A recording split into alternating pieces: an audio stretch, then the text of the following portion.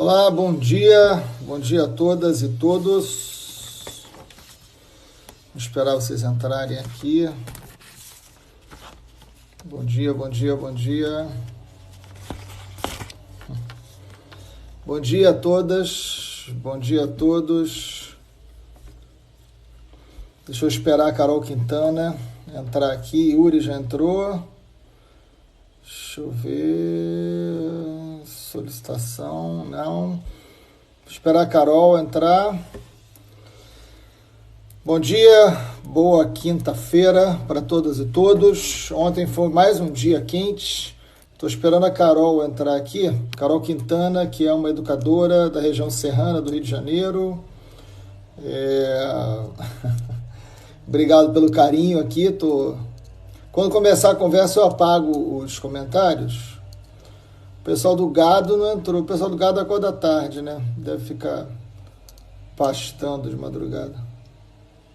Cadê você, Carol?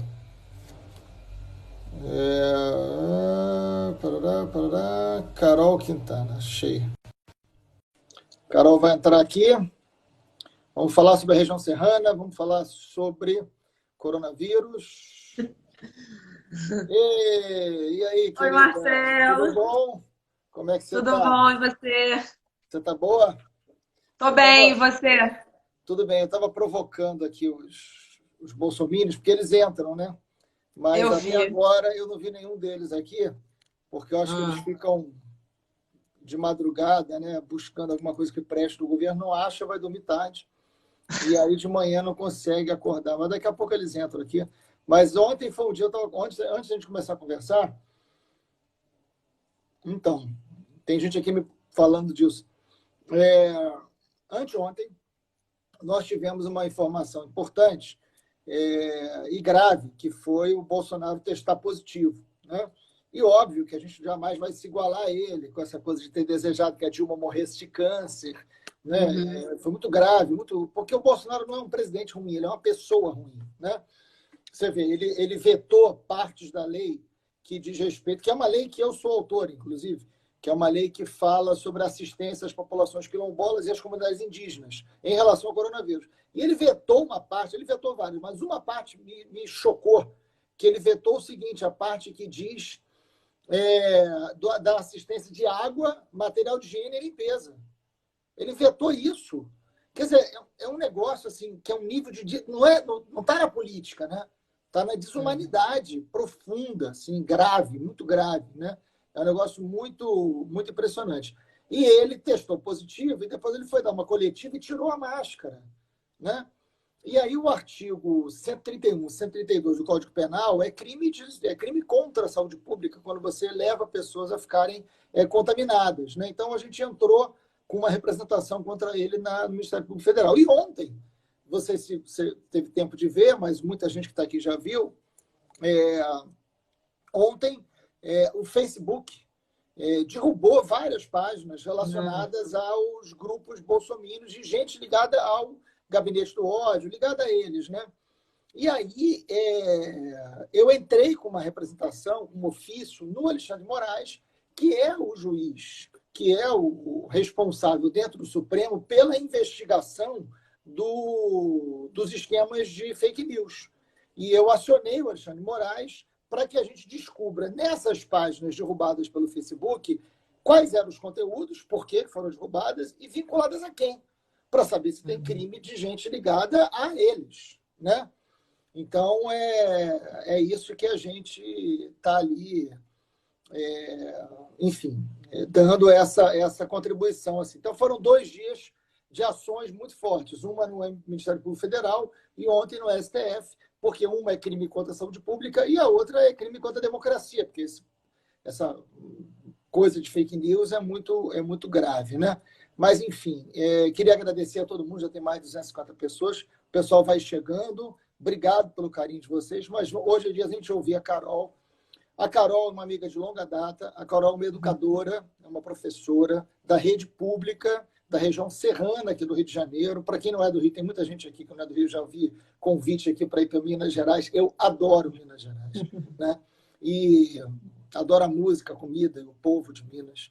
E E aí tem a região serrana do Rio, tem Teresópolis, tem Petrópolis, né, tem Friburgo, que são cidades mais conhecidas, mas você tem uma quantidade enorme de municípios menores, com menos gente, e que muitas vezes é muito esquecido no Rio de Janeiro. Porque o Rio de Janeiro é muito... O imaginário sobre o Rio de Janeiro é muito vinculado à praia, à cidade do Rio de Janeiro, mas você tem uma região serrana que é belíssima, mas que tem problemas, né?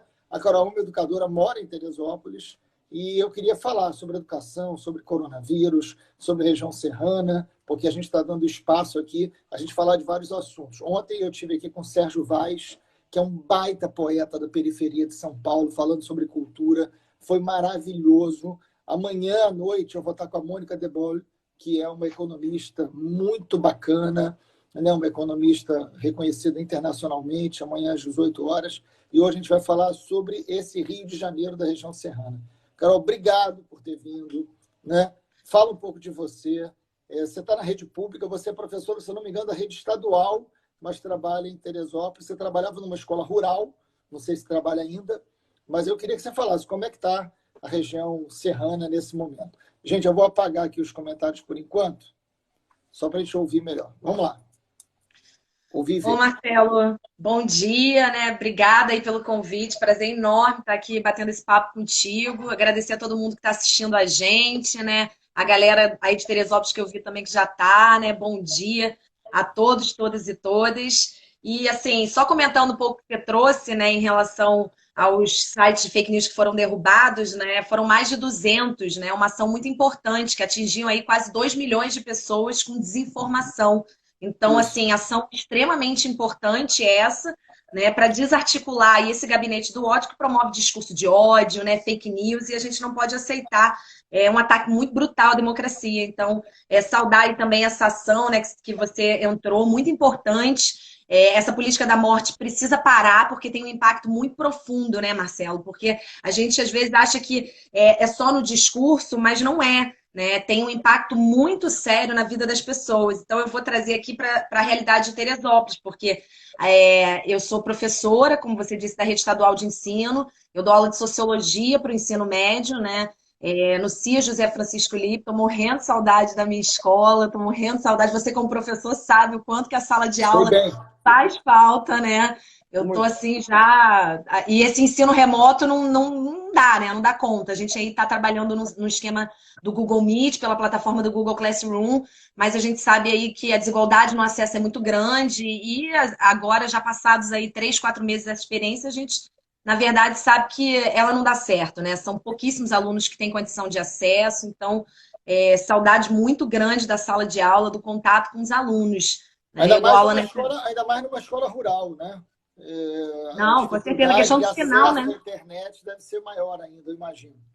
Sim, muito, muito grande. A gente tem alunos assim que realmente não têm acesso. Eu, inclusive, já morei próximo à escola, em uma zona rural também, Córrego das Pedras e Prata dos Aredes, e não tinha sinal, né? Não tem o que fazer, não pega sinal, não tem antena, né, para poder projetar, não tem fibra ótica. Então, realmente, você precisa ter que o Estado dê essa condição de acesso. A gente, inclusive, esse debate do ensino remoto, eu falo que a gente tem que puxar o debate da democratização do acesso à internet no país, né?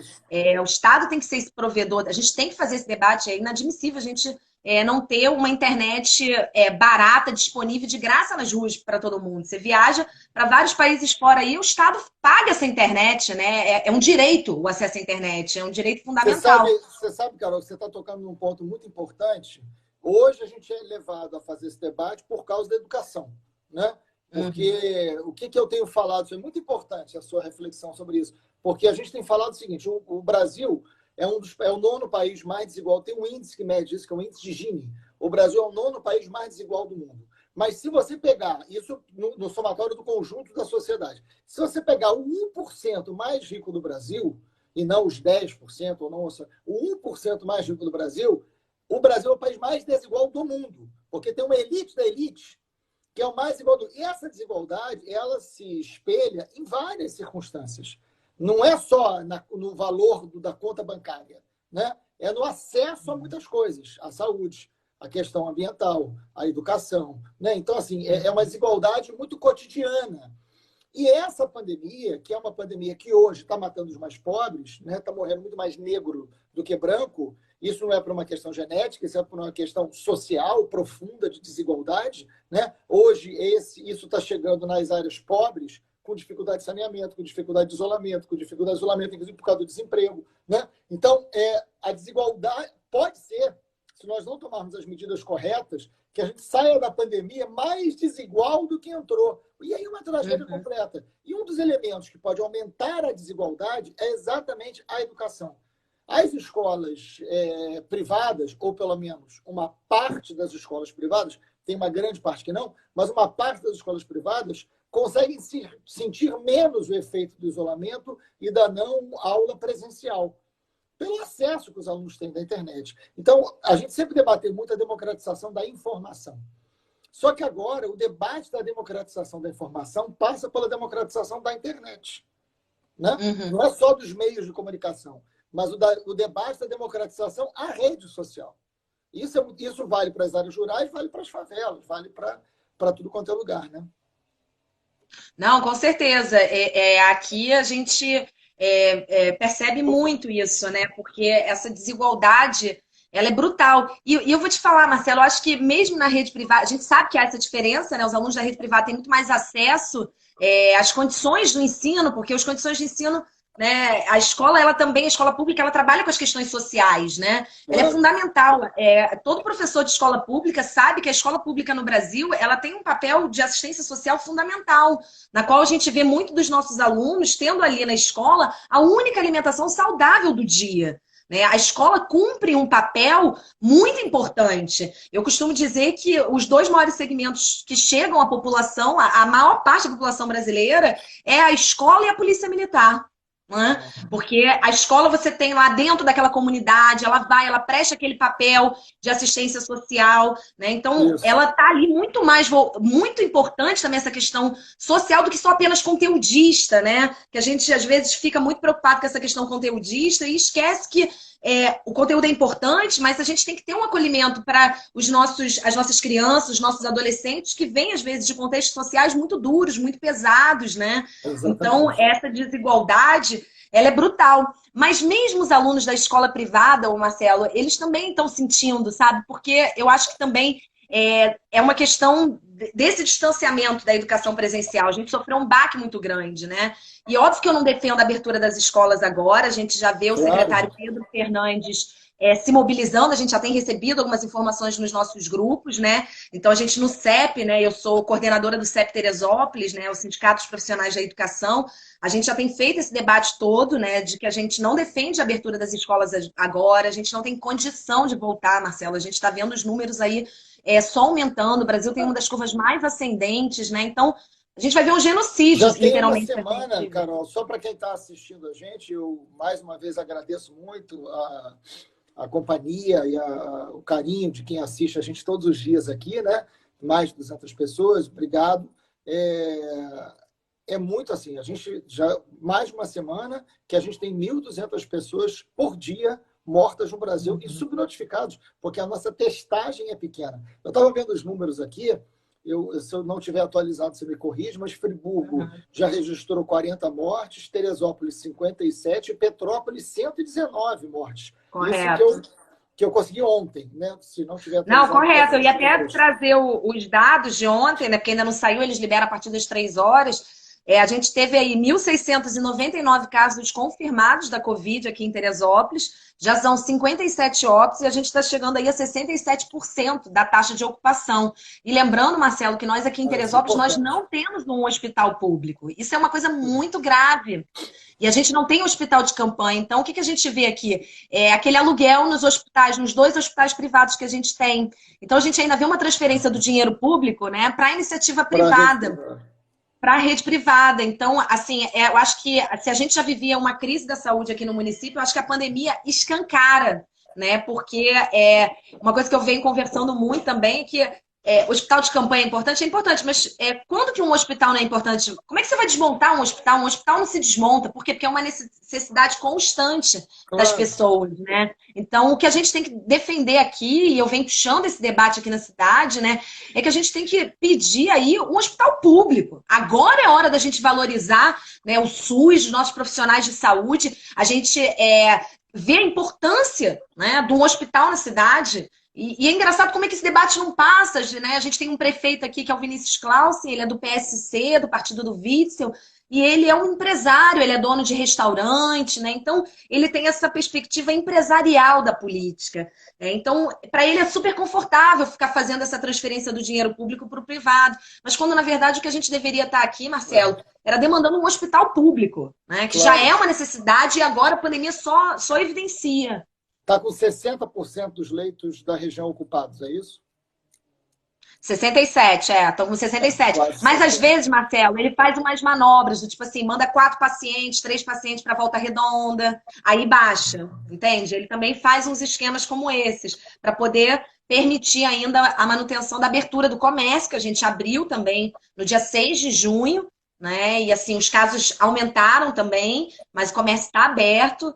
Então, para justificar ainda a permanência dessa abertura, porque ele sofre uma pressão do empresariado local, né, Marcelo? Claro. Lembrando que Teresópolis, a gente vive muito do comércio, 30% do PIB da cidade vem do comércio, a gente não tem muitas indústrias aqui, né? A gente tem uma cidade focada na agricultura familiar, né? Então, 70% do PIB vem da zona rural, dessa agricultura que exporta hortaliças para o Rio de Janeiro, principalmente, né, alface, e os serviços. Né? Então, é um segmento importante o empresariado na cidade Claro. e acaba pressionando, né, o prefeito. Então, para ele manter o comércio funcionando, ele às vezes tem que fazer algumas estratégias como essa, de remoção de pacientes para outros lugares, para baixar a taxa de ocupação. Mas a gente está aí com 67%, né, de ocupação dos nossos leitos hospitalares. Isso é muito sério, porque é o momento da gente combater essa ideia de um Estado fiscal e de um Estado mínimo, né, Carol? Isso foi um grande embate, um grande debate, só que se não fosse o Sistema Único de Saúde, se não fosse o SUS, nesse momento, os números do Brasil, que já são trágicos, seriam muito piores. Seriam muito piores. Né? Então, assim, o hospital de campanha é um debate, porque o que a gente precisava era de uma gestão hospitalar dos leitos já existentes nos hospitais públicos, por exemplo, como nos hospitais federais, que até hoje não abriram os leitos dos hospitais federais. Isso seria muito mais viável, muito mais barato e muito mais rápido do que o hospital de campanha, que é caro e que não fica. Né? Então, todos os especialistas estão falando isso. Né? A Fiocruz tem insistentemente falado sobre isso, mas os erros do presidente Bolsonaro, né, e de alguns prefeitos é muito grave, porque é muito desrespeitoso com a vida. Né? Quando a gente fala da escola não abrir, a gente sabe do peso que isso tem para a vida das crianças, para a vida dos pais. Mas o problema é que a criança, se ela tiver contato com outras crianças, ela tiver contato com funcionários, ela pode pegar, ela pode ficar assintomática e ela pode voltar para casa. A criança pode não ter problema, né? Porque tende a não ter por ser criança. Mas ela pode contaminar o avô, ela pode contaminar a mãe, ela pode contaminar uma tia, pessoas que estão em grupos de risco. E aí você vai ter uma situação de letalidade crescente no município, porque você abriu no momento que você não tem o controle. Pelo contrário, o mês de julho, a gente está chegando, hoje, provavelmente, a gente vai estar chegando a quase 70 mil brasileiros mortos. 70 mil brasileiros mortos. Né? Quantos a gente se acostumou, né, a ficar muito sensibilizado em acidentes esporádicos de avião ou tragédias? Quantos aviões já caíram aqui no Brasil para termos 70 mil brasileiros mortos? Né? Quantas torres gêmeas já foram derrubadas para a gente chegar a 70 mil brasileiros mortos? Né? Mais que o Maracanã, né, Freixo? Mais que o Maracanã lotado. Mas, nesse momento, eu já peguei Maracanã lotado com Maracanã deve ter 20 mil pessoas. Mas é isso, nós vamos chegar a 100 mil brasileiros mortos. Sabe, uma cidade inteira, uma cidade média inteira, um município inteiro morto, sabe, devastado, né, porque não tem política pública. É disso que a gente está falando. Então, Petrópolis me assusta, né, a terra do nosso querido Yuri, que está assistindo a gente aqui.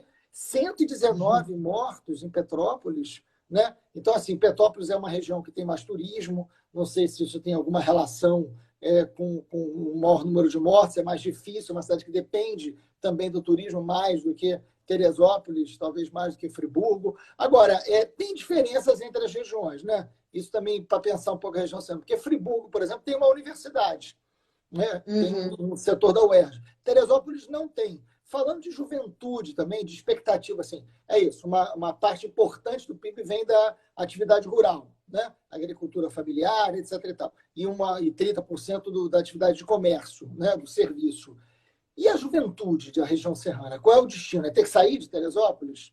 Né? Se no final da sua juventude, início da vida adulta, tem que sair, dá para ficar? Queria que você falasse um pouco também da expectativa desse jovem que é da região serrana, faz o quê? Aí tem que vir para o Rio? Como é que faz? Pois é, Marcelo, isso é uma grande questão, assim, né? Acho que para vários municípios fora da capital, né? É uma questão do próprio desenvolvimento local. A gente tem um desenvolvimento no estado do Rio de Janeiro, e eu acho que isso acaba passando para o Brasil inteiro, né? Que as capitais concentram a maior parte das políticas públicas, do dinheiro e do desenvolvimento. Então, você tem muitas cidades que não conseguem ter acesso a esse dinheiro e não desenvolvem suas políticas públicas. Então, você fica muito dependente da capital. Então, aqui em Teresópolis, eu vejo muito isso, Marcelo. Eu fico, quantas histórias de alunos e alunas eu não tenho, né? De que, poxa, terminou o ensino médio, né? E aí presta o Enem, porque, né, quer fazer uma universidade, porque a gente sabe que é importante, e a cidade, a gente tem uma universidade. A gente tinha a UERJ aqui, que era pública, mas ela foi embora no passado, a gente perdeu, foi muito ruim, né? Inclusive por pressão até de outras universidades particulares, como, por exemplo, a FESO, né? Que é a Faculdade da Serra dos Órgãos, muito voltada para ir para a área da medicina, né? E tem um peso político muito grande na cidade. A gente tem a Estácio e a Unopar.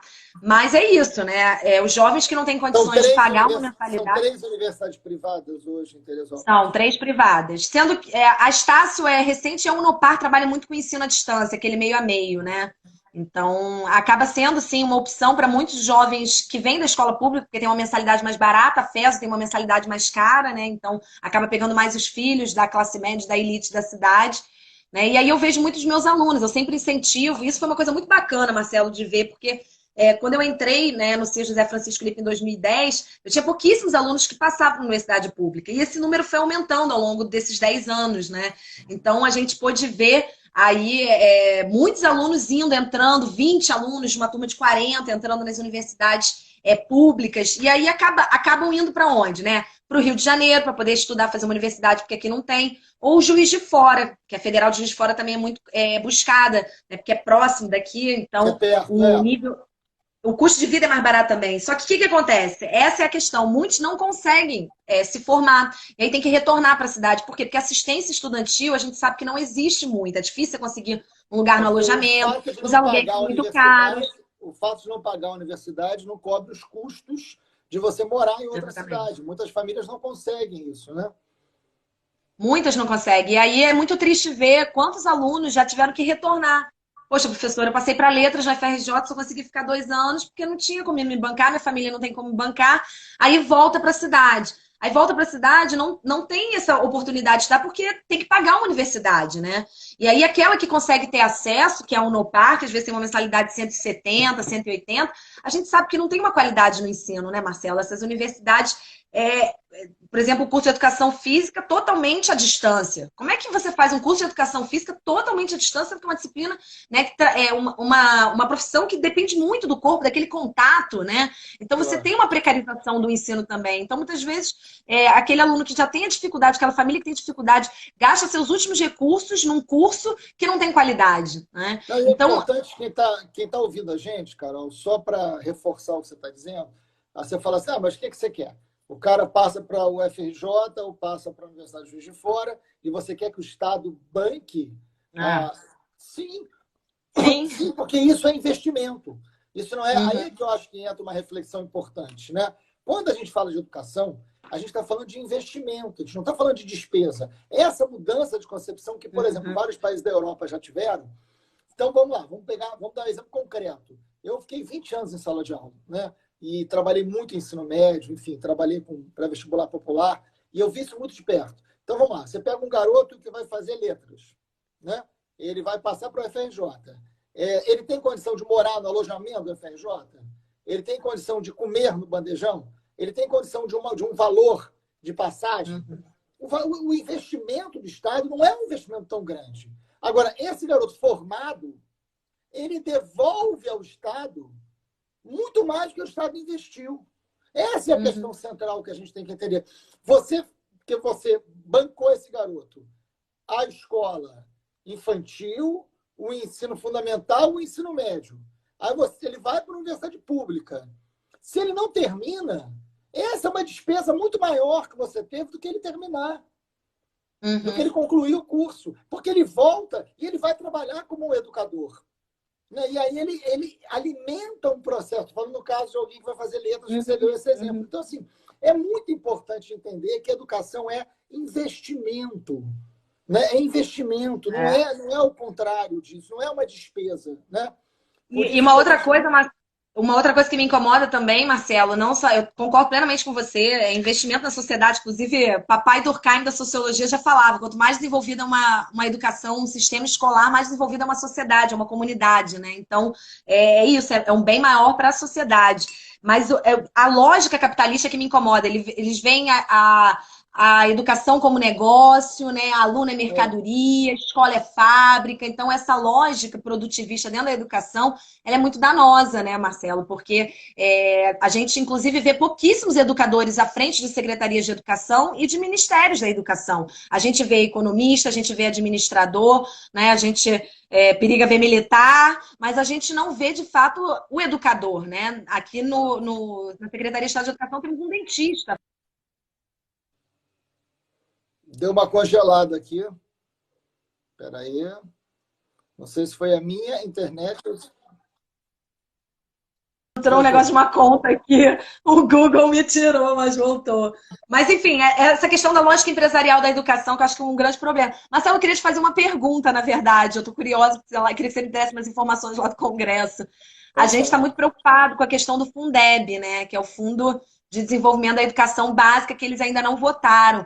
E ele é fundamental, Marcelo, porque sem ele a gente vai ver um colapso da educação pública no país, né? Da educação como um todo, porque a educação pública... sobre isso, porque a gente não tem...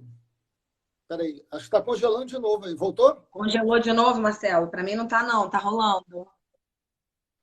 Está com um delay aqui, mas está congelando. Está congelando. Está entrando... É uma conta de um Gmail que alguém está tentando entrar e o Google não está permitindo e está saindo, perdão. Não, são muitas coisas. A conta do ponto de luz que a galera está tentando entrar. Desculpa.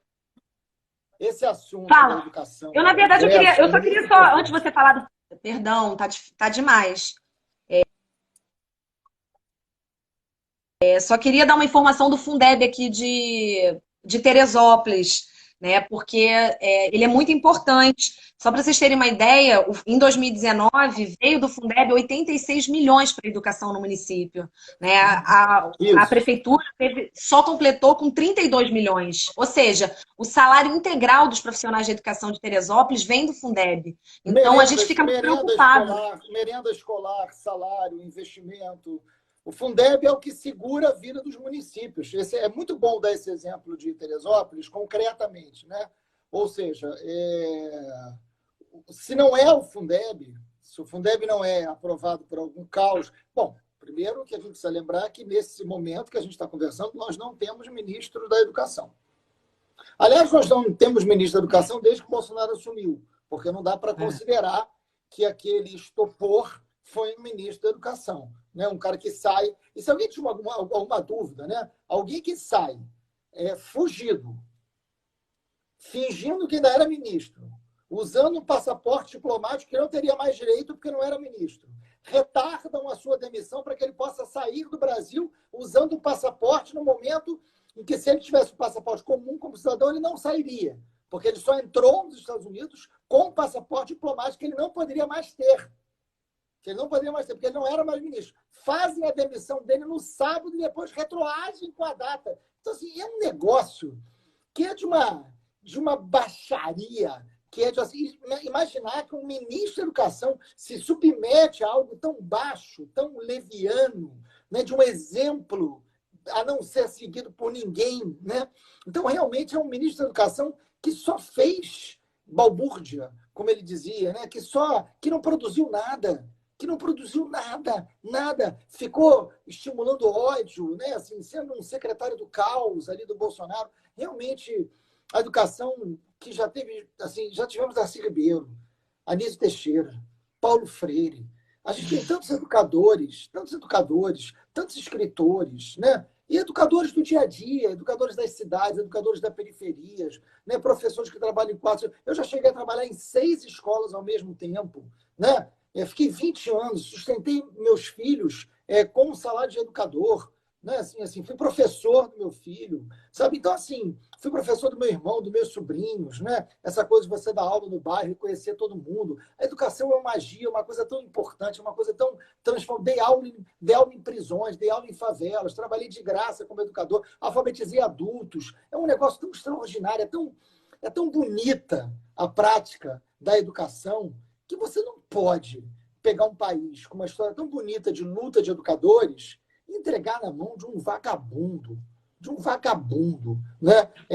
Então, o Brasil não tem ministro da Educação desde que Bolsonaro assumiu. E é inacreditável, porque a gente não conseguiu fazer o debate do Fundeb. E se o Fundeb não for aprovado, hoje não temos ministro. Não temos ministro da Saúde há quase 2 meses, durante a pandemia, é um acampamento militar, gente que não entende nada de saúde, e não temos ministro da Educação. E com isso você não consegue fazer um debate do Fundeb. Assim, não aprovar o Fundeb significa que os municípios do Brasil, os mais de 5 mil municípios que o Brasil tem, não tem dinheiro para pagar professor, não tem dinheiro para comprar merenda. É disso que a gente está falando, né? O Fundo Nacional de Educação Básica é o dinheiro que os municípios precisam para fazer as escolas abrirem, as escolas funcionarem. Você está tocando num ponto muito importante. E hoje o Congresso está muito sensibilizado com o tema do Fundeb. São muitos deputados, muitos é exagero, mas tem bastante deputados sensibilizados com o tema, debatendo o Fundeb, mas você não tem política pública, você não tem ministro da Educação. Indicaram um ministro da Educação, que era uma pessoa liberal. Primeiro que indicaram um que era um fake news, que era uma loucura, né? Depois indicaram um que era um ministro, que seria um liberal, né? Que é do Paraná.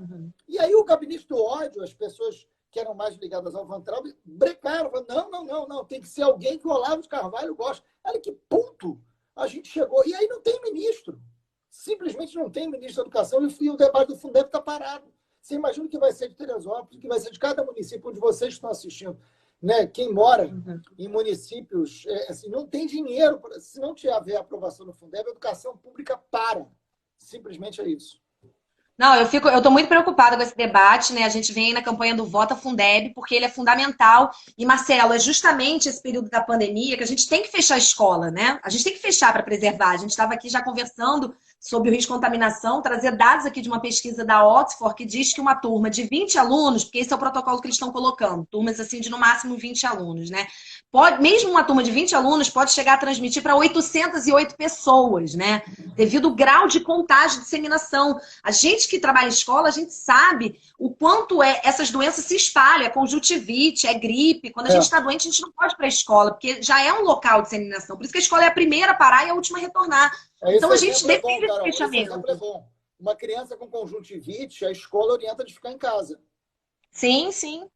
Sim, total. Então, só que ao mesmo tempo, Marcelo, eu fico muito preocupado com esse fechamento das escolas, né? Eu fico me perguntando aqui, quantas escolas não estão sendo depredadas, invadidas, porque estão fechadas, né? A gente tem aí dados alarmantes de que 40% das escolas no país não têm acesso à água, né? É uma questão simples para lavar as mãos, né? Então, é óbvio que essa questão da abertura da escola é super dramática. Então, mas ao mesmo tempo, essa escola fechada, o Fundeb não aprovado, eu não sei, Marcelo, é um dos maiores ataques que eu já vi à educação pública nesse país. E um risco iminente da gente perder o direito à educação a muitos jovens. Eu, como professora, eu estou muito preocupada com a quantidade de alunos que vão evadir, que já estão saindo, que estão desestimulados, que vão sair. A evasão escolar é muito alta no país. No ensino médio, essa taxa é altíssima. Né? Então, essas questões... começa uma coisa muito perigosa, eu vivi isso muito de perto, assim, você está numa escola pública que pode ter qualidade, que pode ter, né, tem grandes educadores, e aí você começa assim, não volta. Porque é isso, assim, nesse momento não dá para voltar, porque se voltar você vai ampliar. Porque o pior de tudo é voltar e depois parar de novo, né, porque contaminou todo mundo. Então, assim, tem que ter planejamento. Por isso que o isolamento é importante. O isolamento é importante porque se ele for seguido à risca, você volta antes. O problema de você ir, voltar, é que você retarda essa volta. Então, assim, é pior para o negócio, pior para a economia, inclusive. O mundo inteiro está entendendo isso. Quem voltou antes do tempo se arrependeu e retardou a volta por completo. Quem errou nessa volta está pagando muito mais caro, economicamente, inclusive. Por isso que é importante a gente falar sobre isso.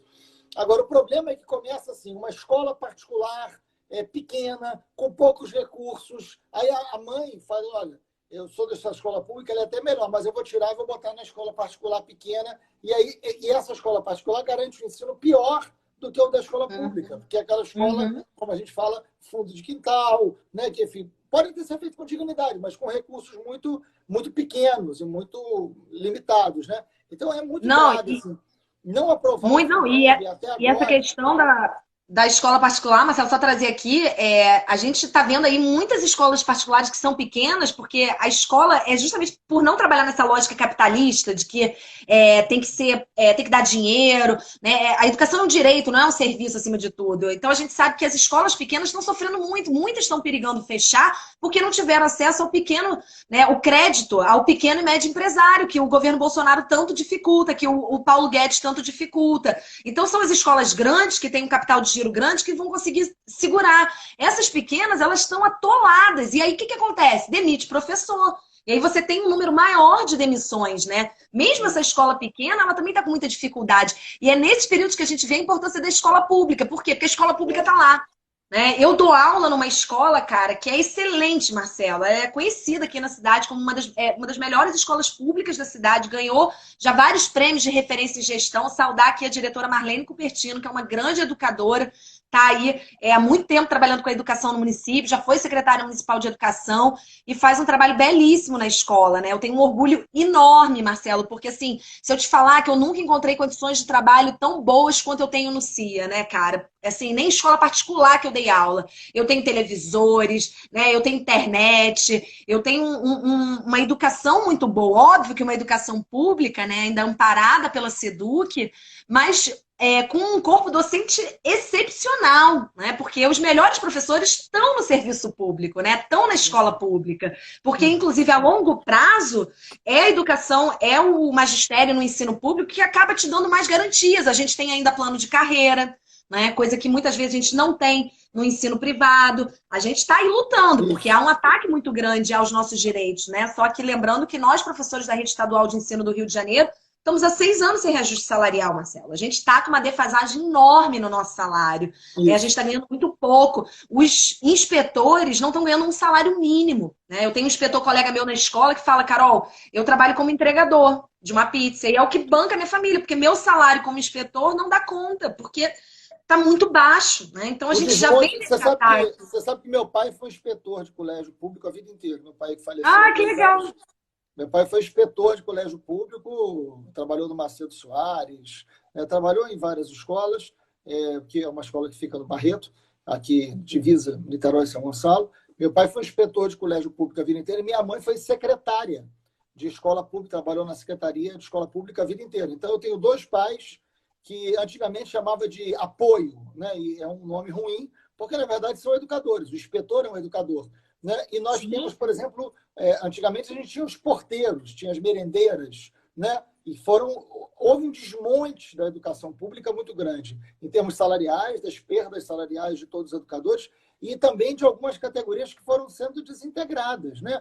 Porteiro foi terceirizado, né?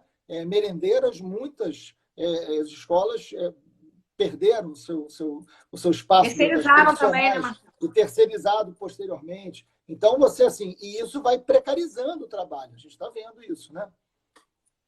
Muito, é gritante, né? E é por isso que, assim, já que a gente está nesse papo da educação, é por isso que essa volta às aulas me preocupa muito. Por quê? Porque a gente vem com uma política pública do Estado de pelo menos uns 20 anos que é o oposto daquilo que a gente precisa, porque é essa política exatamente do Estado mínimo, né? De uma política neoliberal de desmonte. Então, nos últimos 10 anos, foram mais de 600 escolas estaduais fechadas aqui no Rio de Janeiro, né? E aí agora, a gente tem o quê? Turmas superlotadas. Então, agora, a gente, para poder reabrir, é o oposto que a gente estava vindo. Por quê? Porque eu não posso mais ter turmas superlotadas, eu tenho que ampliar as salas, eu tenho que fazer uma política pública na contramão daquilo que eu estou fazendo, né? E a gente sabe que, muitas vezes, o Estado não dá conta. Então, eu estou muito preocupada com esse retorno, porque é um descaso, uma responsabilidade com a vida dos profissionais da educação e com a vida dos nossos alunos, né? A gente não pode retornar dessa maneira. Mas, ao mesmo tempo, eu entendo também a importância da escola e me preocupa essa escola fechada justamente num governo onde a gente não tem ministro da educação, onde isso pode ser usado ainda mais para perda de direitos à educação, né? A gente está numa sinuca de bico, né, Marcelo? Uma situação muito desafiadora, né, em relação a calendário escolar, né, a questão de como que a gente vai adequar o espaço escolar para essa abertura, né, enfim, essa questão da tecnologia da informação, que também é um ataque, né, ao magistério, a precarização da profissão docente. Né? Então, assim, muitos desafios e muito triste a gente não ter um comando, né? Um comando no Ministério da Educação. E você sabe, Carol, assim, para ampliar esse debate, a ideia de um governo negacionista, né? A gente já vem falando muito sobre isso. O Bolsonaro é um governo que, por exemplo, lançou um debate inédito, se a Terra é plana ou se a Terra não é plana, se a Lua é um holograma, né? E, assim, muitos de nós acabam dando risada sobre isso, assim, porque você vai fazer o quê, né? Ou você começa a ter ânsia de vômito, ou você dá risada, né? Então, mas o problema é que, ao fazer isso, ele, na verdade, tem uma estratégia por trás disso, né? E a estratégia é de disputar o futuro, sabe?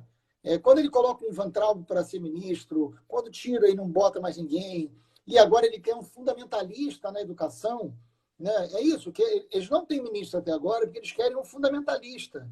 Eles querem alguém que vá perseguir professor. É uma disputa de futuro, na verdade. O Bolsonaro ele não é um governo conservador, ele é um governo reacionário. Ele quer retirar conquistas. Por isso que a gente tem que se firmar muito na Constituição de 88, né? Porque o Bolsonaro ele é um tirano, ele é um autoritário, mas ele entrou no poder através de uma eleição. Ao entrar no poder através de uma eleição, ele tem que respeitar uma coisa chamada Constituição.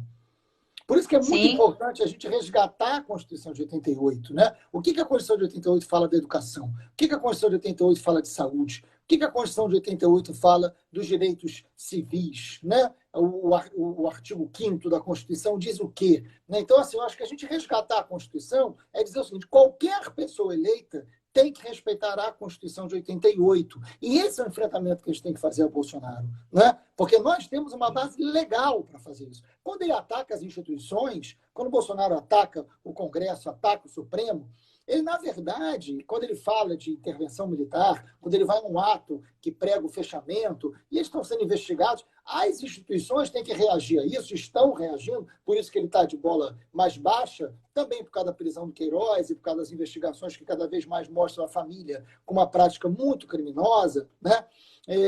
Mas é importante para dizer, já tem um assessor preso, outras investigações, plataforma derrubando linhas de mentira, de fake news. Quer dizer, é um governo que vai se... Né, você vai dando corda, ele vai se enforcando, ele vai se enrolando, mas o importante disso tudo é a gente dizer, gente, nós estamos cobrando a lei.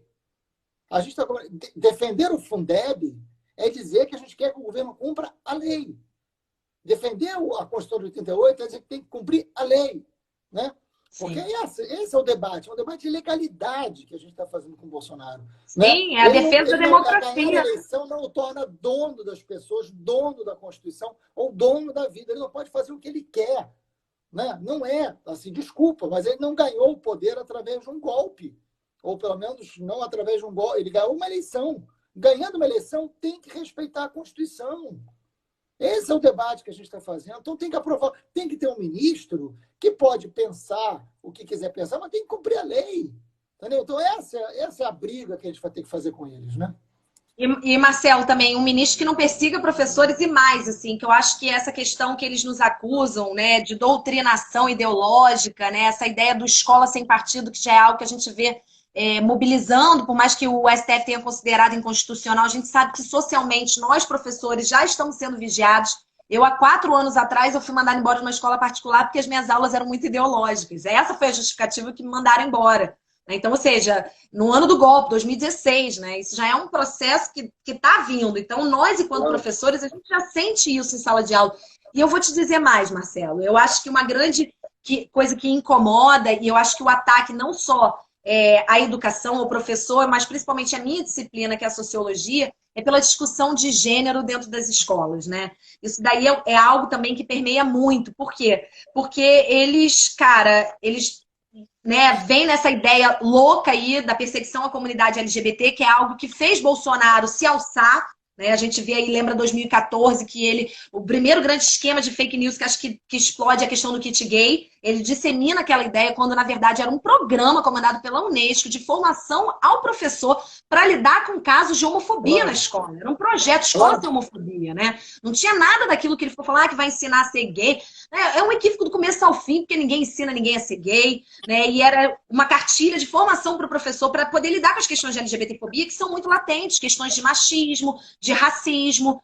Nós, educadores, temos que estar preparados para isso, né? Então, esse ataque também é para silenciar essa discussão também de gênero dentro das escolas. Por isso que a defesa dessa escola livre, né, da defesa da liberdade docente, passa também ao combate contra o machismo, a LGBTfobia e o racismo, né? É esse ataque que está sendo colocado. A gente tem uma lei aí para discutir a história da África, né? Justamente para isso, para debater as questões de racismo dentro da escola. Por quê? Porque senão você passa batido, você não debate.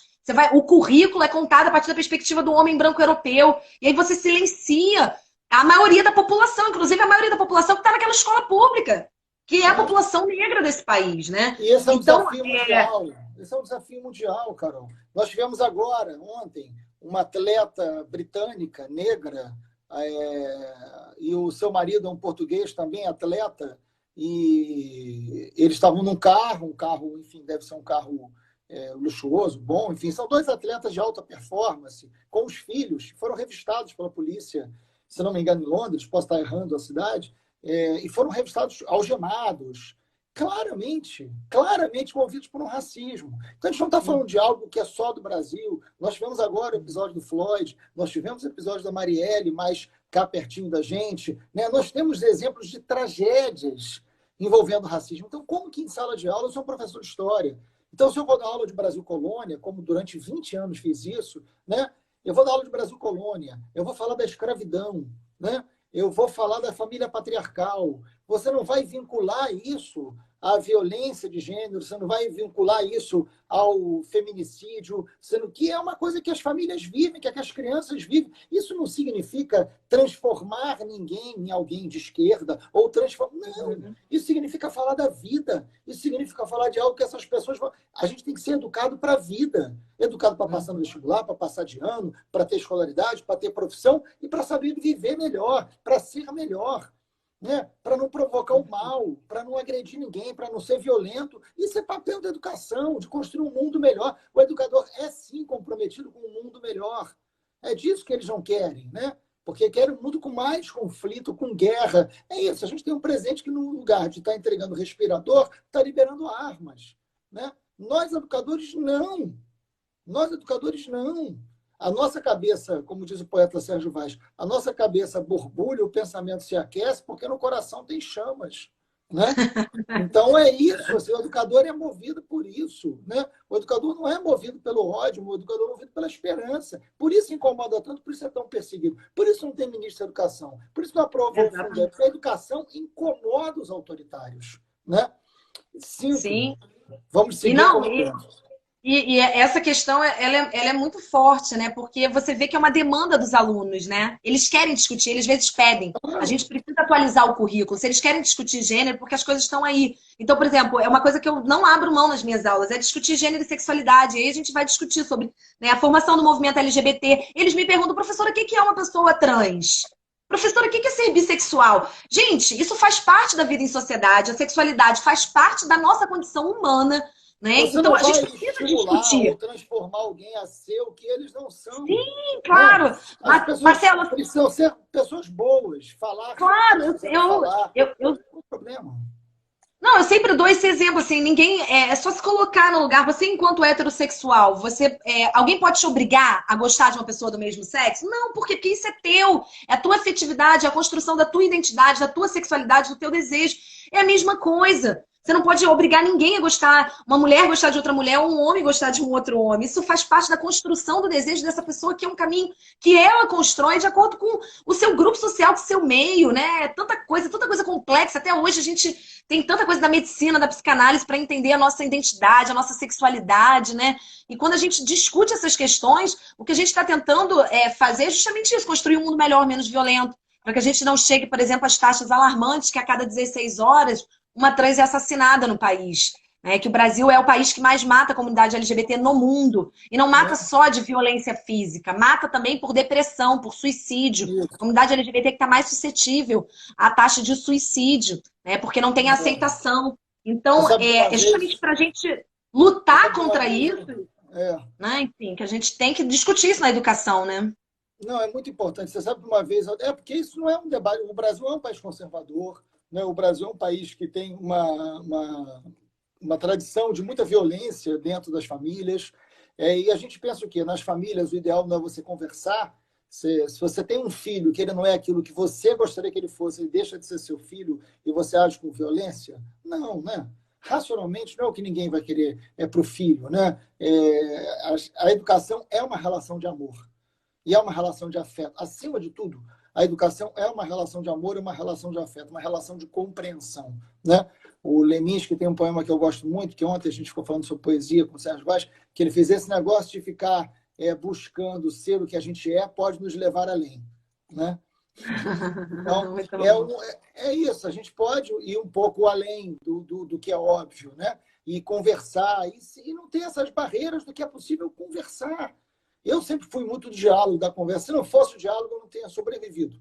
De onde eu vim, das situações de violência, se não fosse o diálogo, se não fosse a resenha, a conversa, eu não tinha sobrevivido. Então, eu não faço diálogo para fazer política, eu faço diálogo para viver. Eu faço diálogo para sobreviver. Né? Então, é isso. A educação é um grande diálogo, é uma grande conversa. Não tem que ter tabu. Né? O que o Bolsonaro quer é criar as impossibilidades de diálogo para ele disputar um futuro. E a gente não pode perder o futuro, né? A gente não pode perder o futuro. Com certeza. Carol, Marcelo, a gente está chegando a uma hora. Que eu ia ver que a gente já... Eu queria que você falasse dos seus contatos. Assim, quem quiser te acompanhar, fala do seu Instagram, da página. Vamos aproveitar esse minutinho que falta. Tá bom. Gente, quem quiser me acompanhar, eu estou no Instagram, @Carol_Quintana_Pissol, Facebook, @Carol_Quintana_Pissol, né? Twitter, @Carol_PSOL, TikTok, eu sei que você entrou recentemente no TikTok, eu já estou te acompanhando. Eu também tenho, @Carol_Quintana_Pissol. Eu estou tentando, né? Minha equipe é uma equipe difícil, né, Freixo? Eu acho que é uma linguagem tão da juventude, eu ainda estou pegando. Eu estou com vontade até de chamar um aluno meu para me ajudar aqui, cara, para me dar um tutorial, porque às vezes eu peno. Mas assim... No momento inicial que eles me falaram esse negócio, eu falei, gente, pelo amor de Deus, faz isso, não. Mas aí eu sempre cedo. Não, é importante, cara. Tá sendo super utilizado aí pela juventude, né? E assim, como educadora, é a juventude que eu acredito para dar continuidade à transformação, né? Aqui, assim, a gente vê muita falta de oportunidade por não ter uma universidade pública, para a gente ter uma dificuldade de geração de emprego, né? A gente precisa mesmo pensar políticas públicas de geração de emprego, porque é isso, dar continuidade, né? Dar vida aí a essa juventude, dar condições de desenvolvimento, né? E a construção de uma sociedade melhor, mais igualitária, né? Então, assim, eu procuro atuar aqui em Teresópolis, eu faço parte de alguns movimentos sociais, faço parte do coletivo LGBT, faço parte de um coletivo de mulheres aqui também do Breuzinho, saudar aqui a mulherada do Breuzinho, Mulheres contra o Fascismo também, que inclusive, Marcelo, quando você vier aqui em Teresópolis, quando a gente passar aí dessa pandemia, né? Quando o pandemônio deixar a gente passar essa pandemia, ajudar, quero te chamar para tomar uma cerveja lá no Breuzinho, né? Que é um bar artesanal, cultural, que incentiva pra caramba os artistas na cidade, da local, você vai gostar bastante do Breuzinho. E a Camila, que é uma... fazer isso em breve. Não, tomara, né, Marcelo? Vai ser, esse ano realmente pegou a gente prevenido, mas tomara sim. E a Camila é uma mulher, né, também feminista, que toca o bar. Então, a gente tem, por exemplo, um dia que a gente se reúne, as mulheres no bar, né? E a gente debate futebol, política, afetos, desafetos. Então, também, saudar aí a mulherada que eu construo aqui. Os meus companheiros do CEP Teresópolis, né? Estamos na luta aí também. Eu sou conselheira municipal de educação, então também acompanho de perto aí, né, a educação no município. A gente aqui em Terê até tem uma boa rede, mas realmente nos últimos anos está faltando investimento, né? Inclusive um problema que é geral no Brasil, a questão das creches, né? Que também é uma pauta importante para as mulheres. A gente sabe que isso não é só exclusividade de Terê, mas, enfim, saudar os companheiros de luta também na educação. Os meus colegas de trabalho do CIE José Francisco Lippe também, que eu estou morrendo de saudade já da sala de aula, né? E os meus alunos queridos, maravilhosos, que vão se tornando amigos, né, Marcelo? A gente vai passando o tempo dando aula, eles vão crescendo, vão contribuindo. Eu já tenho tantos amigos aí que foram meus alunos, né? E toda felicidade de ver o desenvolvimento, o crescimento deles. Então, um beijo grande aí, estamos na luta. Para quem quiser acompanhar meu trabalho, é só seguir lá nas redes sociais. E, enfim, Marcelo, aí numa última assim para anunciar, né? Eu ainda não fiz um anúncio oficial, até porque a gente está uma complicação aí grande, né, Marcelo? Eu me sinto um pouco. Eu estou muito preocupada com a questão da pandemia, então eu acho que essa questão é muito crucial. Então, ter sensibilidade com o momento que a gente está vivendo, mas a gente sabe também que os prazos do TRE estão aí, né? Então, eu estou aí como pré-candidata a vereadora em Teresópolis, né? Eu ainda não fiz um anúncio oficial, mas já tenho me colocado, já tenho, né, construído aí com as pessoas dos movimentos sociais que eu já atuo. E estamos nesse movimento também, né? Saudar a galera do Nós pelo Rio também, Marcelo, saudar a iniciativa do mandato de vocês, né? Que é assim, fundamental pensar a luta nos seus respectivos territórios, né? Porque, inclusive, a gente também descentralizar essa construção política, a gente fazer enfrentamento. E aí, só para concluir, Marcelo, eu não queria estar abrindo, não, mas eu vou abrir que eu pensei agora. Eu vejo muito que a gente tem essa disputa para fora da capital, no interior do estado do Rio de Janeiro. Por quê? Porque a gente teve uma desmobilização da família Pisciani. Então, aquela máfia do PMDB perdeu o esforço. E aí, o Witzel, que vem também muito alinhado a uma certa milícia, ele tentou entrar. Não é à toa que a gente viu ele chamando vários prefeitos de várias cidades do estado para estar entrando aí no seu projeto político. Mas ele, infelizmente, né, ou felizmente, quer dizer, né, está sofrendo essas denúncias. É um governo corrupto, né? Que a gente vê desvio de dinheiro na área da saúde. Agora parece que também a educação também teve alguns desvios em relação à verba da merenda. E aí a gente vê um espaço que fica aí de disputa. Então eu tenho muita fé que o PSOL vai conseguir se desenvolver, vai pegar, tem possibilidades de conseguir atuar, né, nesses municípios, né, que as forças progressistas desses municípios eles têm um campo de atuação, porque a gente vê um vazio, né, e a gente vê a política da morte sendo colocada, né, e a gente tem que vir com a política da vida, né, a defesa da vida, a defesa do Estado, né. Então eu vejo também que a gente tem uma missão aí nessa eleição de 2020, que é a defesa da democracia, né, que é a defesa aí dessa política da vida, e eu tenho fé de que a gente consegue fazer essa disputa para fora da capital também, aqui no estado, né? Então, em Teresópolis, nós estamos muito confiantes. Esse é o nosso esforço, a gente conseguir fazer com que essa disputa não fique só na capital. Eu fico muito animado com a pré-candidatura que se apresenta à vereança em Teresópolis. Você sabe que você tem todo o meu apoio, né? Como o Yuri tem em Petrópolis, né? Como eu tenho conversado com o Túlio lá em Niterói, enfim, para sair um pouco o Wesley em Caxias, a Rose também em Caxias. Enfim, a gente está conversando aí com pré-candidaturas, por enquanto, que a campanha foi adiada, né? Ela só começa em setembro, que a gente conseguiu no Congresso corretamente adiar as eleições, tirar de outubro, jogar para novembro por conta da pandemia, mas é muito importante que pessoas que estão na luta, pessoas que conhecem as suas cidades, pessoas que estão na luta há muito tempo, não são pessoas que vão entrar na luta para serem candidatas, né? São pessoas que, por estarem na luta há muito tempo, se apresentam como pré-candidatos para fazer com que isso ganhe mais força. Então, você sabe que você tem todo o meu apoio nessa construção dessa ainda é pré-candidata, não está ainda no período, mas vamos conversando. Hoje aqui a gente falou sobre cidade, falou sobre educação, falou sobre saúde, e é isso que a gente vai fazendo. Sou fã, né, do seu trabalho, da sua história, você sabe disso. Estou doido para que isso passe, para que eu possa te visitar aí e estar perto de vocês. Um beijo enorme a todo mundo da região serrana, né, Petrópolis, Friburgo, mas todos os municípios, Teresópolis, todos os municípios vizinhos. Um beijo imenso e isso vai passar. E, como diz o poeta Sérgio Vaz, quanto mais se vive, menos se morre. Então, que a gente viva com muita Com intensidade. certeza. Eu que agradeço aqui a oportunidade de estar batendo esse papo. Obrigado pelo apoio, é muito importante. Toda admiração à sua militância, ao seu trabalho, né? Então, poder estar construindo com o seu mandato é um prazer enorme. Agradecer a todo mundo. Yuri, maravilhoso lá em Petrópolis, cara maravilhoso. Um beijo grande, beijo pro Beto também, né? Todo mundo aí que constrói. É muito importante essa construção. E fica aqui o convite ainda para você vir a Vambora. Teresópolis. Curtir um Tá friozinho, uma feito. cerveja artesanal. E manda um beijo para a Antônia também. Mando, claro. Tá trabalhando aqui, a gente só se vê no final do dia. Fica todo mundo dentro dos escritórios trabalhando. Ah, Ó, meu Deus. Porque beijo, trabalha galera. mais, né? Obrigado. Beijo, Marcelo. Até. Tchau, tchau. Beijo.